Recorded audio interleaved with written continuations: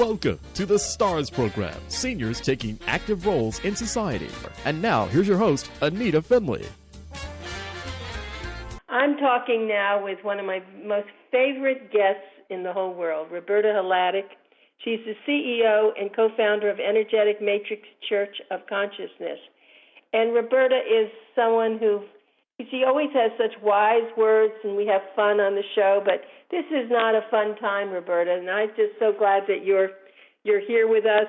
Just want everyone to know the AIM program is a healing technology. It's more important than ever to know about this today. If you join thousands of worldwide people, you could increase your energy, can raise your consciousness, and attract abundance. And Roberta is located out in Las Vegas, not in a casino, but in Las Vegas. So thanks for coming on, Roberta. Well, thanks for having me, Anita. It's good to talk to somebody positive today. Yeah, it is. But, you know, I tell you what I have found out, and Stephen would love this in a way. I found out that we are now going to go back to very, very important things that we maybe forgot about. And I know that you're pretty good about all these things. You've always had a philosophic abundance feeling and philosophy. So tell me what you're feeling about all this. Well, you know, I think about why is it happening? And Stephen and I used to always do that. He used to always say, well, what did we do to create this? And sometimes I think that the higher powers that be, and I believe in a God, and if you don't believe in a God, maybe you believe in someone else, but I believe this is happening for a reason, and I kind of think it's to maybe get us to stop and slow down and realize what's really important in our lives. Because I think we all get going and we're into the name brand tennis shoes or the, you know, whatever, handbag or car or whatever. And that's all good and fine, and to buy yourself little gifts because of how hard you work and all that, that's great.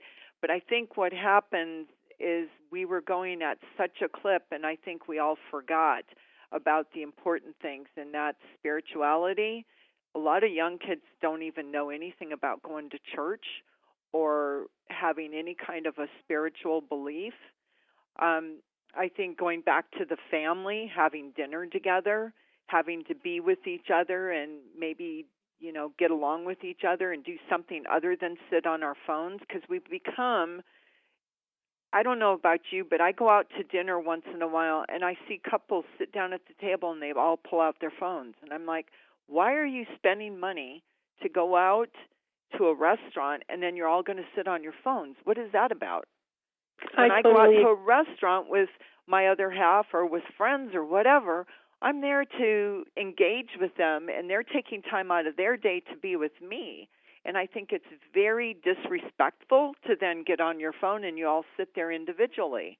We've become this individual kind of country or people or whatever you want to call it, but no one calls you on the phone anymore. Everything's a text. You know, it's just, it's different. It's kind of, I don't know, and I've seen it in, you know, since I was a kid, we always wrote letters or, you know, we had to talk to someone on the phone. It's much easier to text someone because you can erase what you were going to say and say what you think, you know, and you can, modify what you're saying. Whereas if you're on the phone, you're on the phone like we're talking right now. Right. I can't, press the pause button and go back and erase and go, wait a minute, I meant to say, it's just different. And I kind of think that those higher powers are going, hey, you guys, stop and smell the coffee. Yep. You're so wise, and everything you said I've been believing, and there have been some great articles. I don't know if I've shot some of them over to you, but great articles. There's one that I'm putting in Boomer Times that's too long. It's like 3 or 4 pages, so I can only do one at a time. But it was from 32 experts in all fields who are talking about this. This is the future, and there'll be wonderful things happening from this if we can get over the painful part. To rethink your life, just like what you were saying, and in so many ways. It's funny, and in my letter to the publisher, I actually talked about toilet paper because I said that I never thought when you use toilet paper, you just grab a bunch of it. You don't need all of it, and you do it. But now I take one or two pieces, roll it up, and use it. And I need more, I do it. Same thing with paper towels. Everything's changed. And I'm never going to go back the other way, Roberta. I'm going to keep being a little bit more frugal. Mm-hmm. And it's also interesting. I had to go into the grocery store, and I've been avoiding it at all costs. But I did need, a few of the fresh things like produce and things like that. And I noticed people just, without regard for anyone else, and I know it's probably happened to others, and this has happened to me just a couple of times, but I've noticed people just loading their carts with just everything and anything. Mm-hmm. And I thought, there's a lot of people that, we're going to have enough food. They've said that. But why do we have to hoard it? No one, and I don't know if it's the media. I don't trust a lot of the media because I think they're creating a lot of stress, and I think they're creating a lot of this scary stuff that, we're going to have it locked down and we won't be able to come out of our houses for months on end. And that's not going to happen. No, not they're trying to keep us, but I go past a Walmart on my way to work and a couple of grocery stores, and I'm telling you, the parking lot is out to the street every single day. It's packed. Oh, terrible. Yeah, no, and I don't think this is ridiculous. I haven't been to the grocery store since this started, not once, because thankfully I always keep cans of salmon, tuna fish, beans, and I've had a freezer that I've had food in. And no, I'm not going. I'm really pretty much staying at home. I don't want to take a chance. Yeah, exactly. And that's my mom. My mom loves to go out with her friends. It's very social for them to go and have, a hamburger at lunch somewhere. And they usually do fast food, which I'm not a total fan of, but it's a social event for them. And she called me yesterday. I had sent her some candy. And she called me yesterday and she goes, I am so tired of sitting in the house. I can't stand this. And she doesn't have to go to the grocery store either. She said, I have plenty of food. I have everything I need. But it's just the social aspect of going out and hanging out with her friends and that she's missing. But it's just kind of, it's a little, I've seen people, I've been trying to stay off of Facebook because I think that we get into this frenzy about stuff, and I'd rather just, if there's something I need to hear, I'm going to hear it. Right. But this going to the store and standing in line in Walmart, you have to stand in line to buy toilet paper or paper towels, and the line's 50 people deep. And there's some poor person that has been assigned this job to hand everybody one package of toilet paper and one package of paper towels, and I feel for her because I bet you if there was a mob scene, they would just run her over to get the toilet paper. I'm sure. And I don't get it. I really don't get it. And it was kind of funny. I had to go. It was before this whole thing really blossomed, and I had to go into L.A. to an appointment, and I was coming back, and there was nothing but semis on 2 lanes of this 4-lane freeway. And I almost wanted to put up a piece of paper in the window and say, do you have toilet paper? Because it's ridiculous. I mean, the stores have food. There's enough. I mean, it's not like we're used to. It does remind me, though, of when I was in Russia in the early I think it was like 2002, somewhere right in there. And I went to visit with some friends of mine. They were Russian, and they wanted me to go with them. They were going to go back for a week. So I thought, okay, this would be a good opportunity to go with someone. And when you went into a grocery store, you couldn't buy tons of stuff. You could only buy a pound of meat. And, and there wasn't a lot of stuff on the shelves. It reminded me of that, and it gave me the chills. And I thought, I hope this isn't where we're going, because if we can only buy, we're so used to walking into the store and you just pick up what you want. You just don't have to worry about it. Now you got to think. You got to go, okay, what exactly do I need right now? Exactly. And hopefully they have it. And I remember looking, there was a couple of days here where I looked for 4 days for eggs. Really? And every time I went, the eggs were all gone. Huh, that's amazing. Well, it's a funny thing you should mention that because I haven't needed anything. I had, just on a side note, I love duck eggs. And there's a little market down the street that I bought duck eggs. And I did that before this happened. And so I'm on my last one. And there's a little cafe in our condominium complex. And they decided not just to serve food, but they're going to get some groceries. And we can order it from them and then pick it up, which I'm going to do. And I saw eggs there. So I'm going to get them. But they're not the kind of eggs I really want. And I said, what, are you crazy, Anita? Who cares? Go back to what you used to have. You don't have to be so specific. Just get what you can get, and that's it. Yeah, and it's, I think so this is all getting back to us having to realize that we're very, very lucky. We have a beautiful country, and we need to stop and think about that and quit backbiting each other and just being so divisive. We need to come together. And we need to realize that we've built this beautiful place, and we better take care of it because it can be gone in an instant. And we can go to the store, and now you have how many different kinds of chips can you buy? Yeah. When I was in Russia, there was one kind, and if you wanted a bag, you got one bag. That was it. You got one little quart of milk, and you didn't have all these different types. You didn't have soy milk and almond milk and this milk and that milk. You didn't have different brands. You had one, and you better take it or forget it. You're speaking such truth. I knew when you were on the show today, I was so happy that he was able to book you because I knew this would come out of you, and you have a great philosophy, and I guess you see it. So let's go back to what you're doing. Are you noticing anything on the computers or what happened with the virus with you? Did you see anything like this?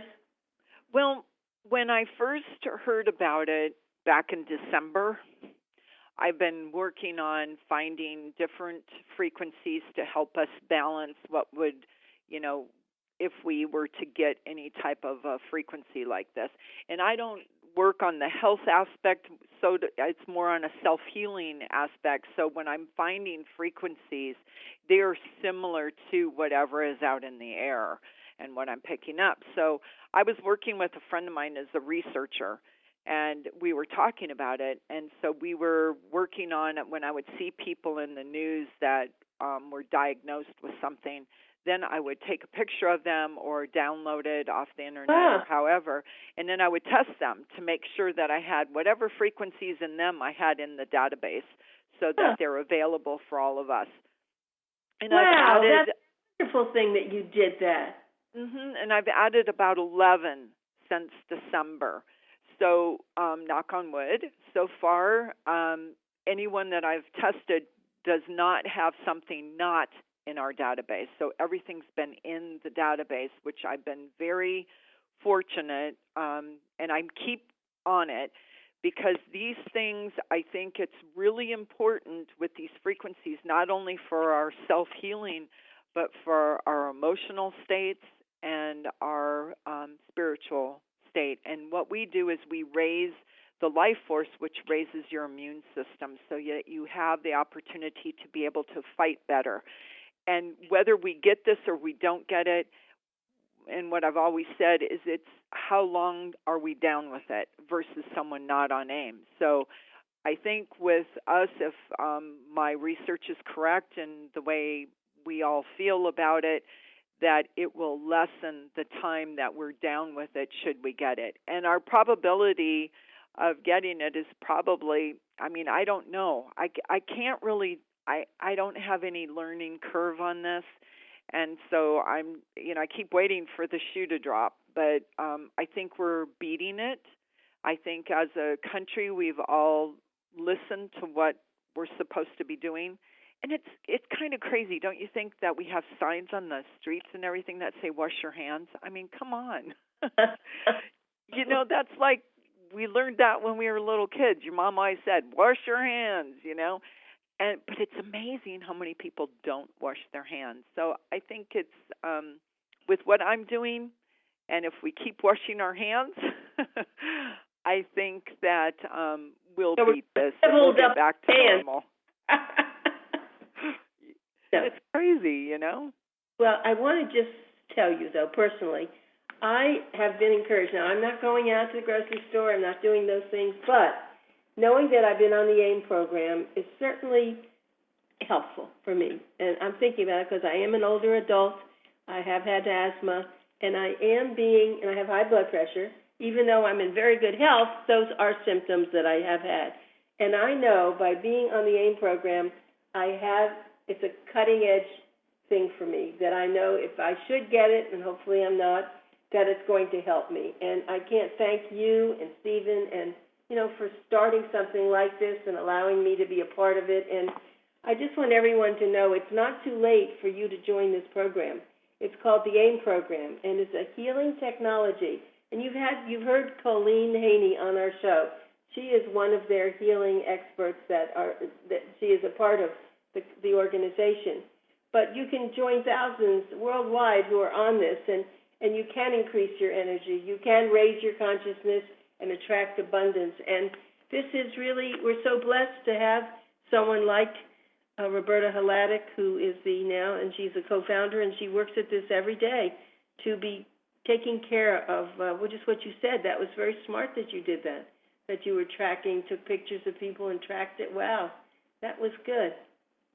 Yeah, it's anything that I can do, because my whole reason for doing, and the whole reason that we started this whole thing, was to help people to increase consciousness and be more spiritual and more in tune with your body and what's going on around you. And, I really do believe that if more people were on the program, maybe we could avoid some of these mishaps that we're having. But,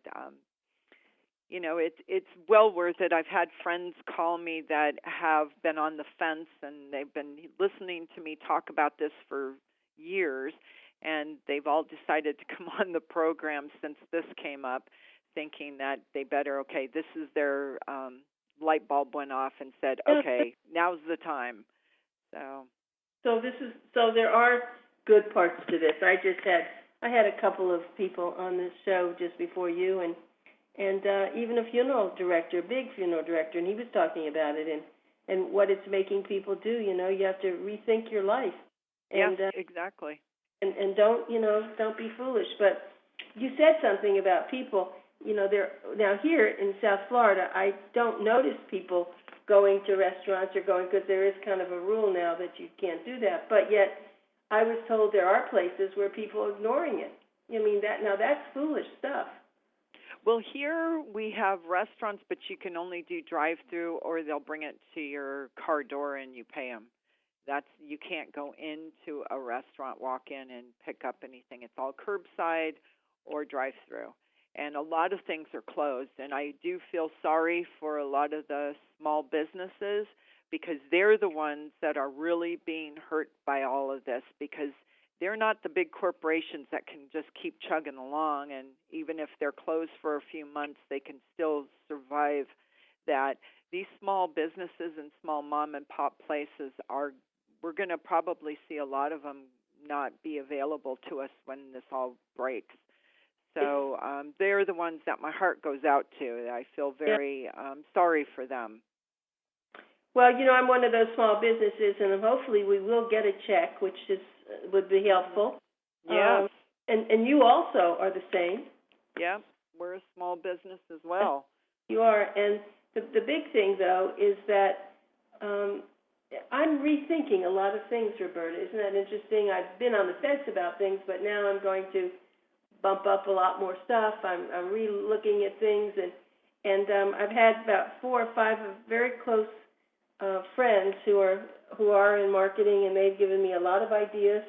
And even though I'm always thinking of things, I tend to be creative with that, but now it's more serious, and so there'll be more things that you're going to be seeing coming to you, and all that came as a result of this.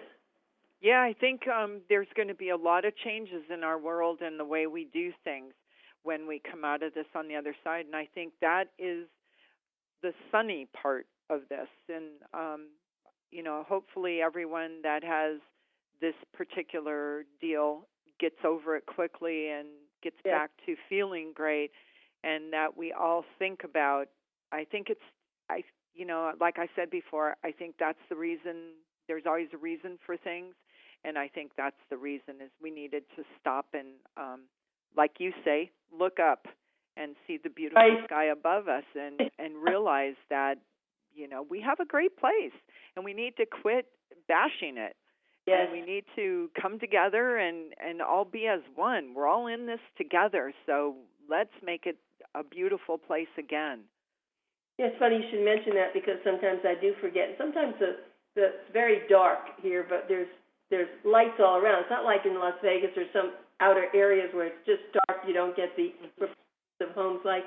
And I look up and I can't see anything at night, but the other night I looked up. It was dark, but I did see stars, and that made me very happy because I want to see stars. I want to see things. I want to dream that there's something out there.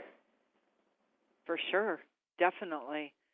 And it was beautiful last night. We had a little bit of clouds, but you could see the stars and the moon, and it was just beautiful. I went out and took a walk, and I thought, this is just, and I'm seeing neighbors that I never knew even lived near me because everybody's stuck at home and they're all out walking their dogs and stuff. And I'm like, where do you live? I've never seen you before. That's very funny. That's true. People are. I see a lot more bike riders, too, now because the gyms are closed. Exactly. And I think that's what they're doing. But it's scary because when someone does this, that you're not sure if the medical facilities can handle it, and especially in some of the larger, huge cities like New York, New Jersey, now Detroit, and those areas in California. So that's what's scary because you can't get the medical attention we're also spoiled to have. Mhm. Exactly, and I think that's the thing. I think we've all gotten spoiled. You just said it.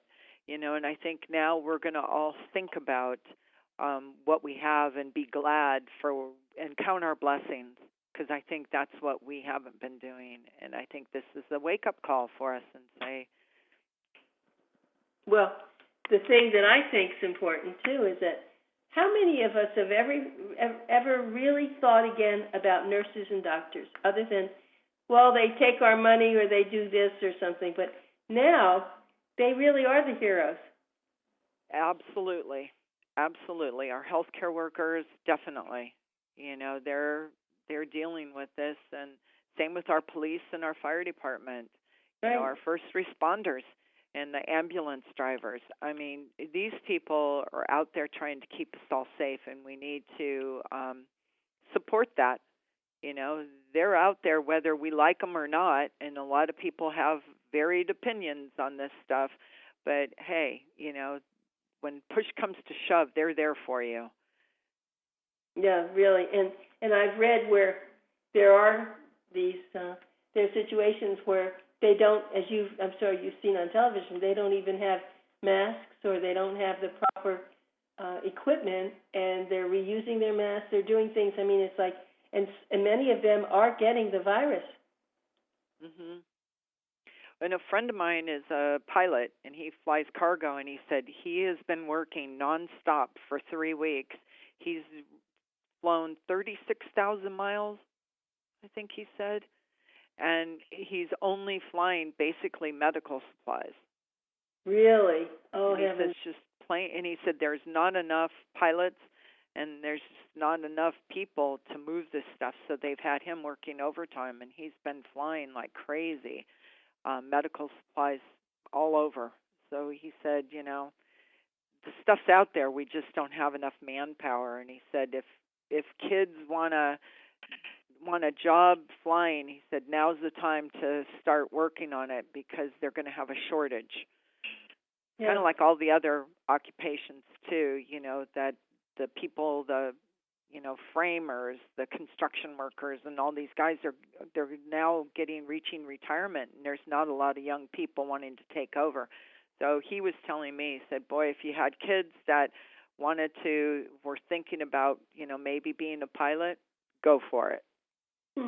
That's an interesting profession. But really getting back to you there in Las Vegas, so it must be different to see all the lights off of the casinos. Are they off? No, the lights are on. I actually drove down there the other night to get out of the house. And it was weird because you're the only one down there. And there's nobody else on the strip. It's just you or maybe another car and a lot of police officers patrolling. But the lights are on, but just the main light for the casino, but the hotels are all dark. And it's very odd. It's very odd.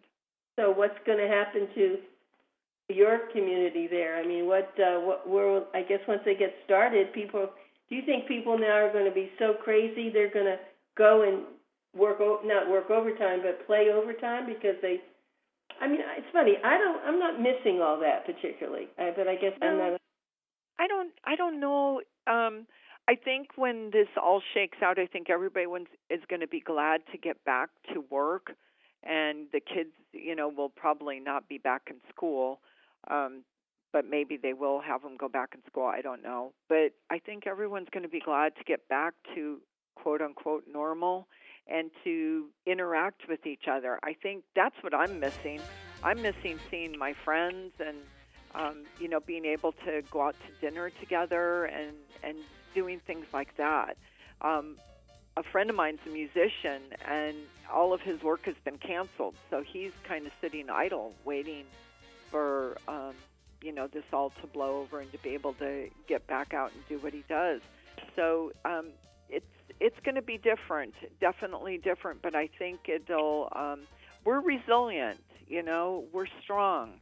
And you are, actually, and I'm so glad you were on the radio today. I needed your wonderful philosophy and your enthusiasm, and thank you so much. And for people, really do go. This is their phone number. It's 702-944-1801, or go to aimprogram.com. And you'll be so happy you did this. Please do it, and you get to meet Roberta. And thanks, Roberta, so much. And be safe, and we'll talk again, okay? You too. Have a great rest of your day. All right. Bye.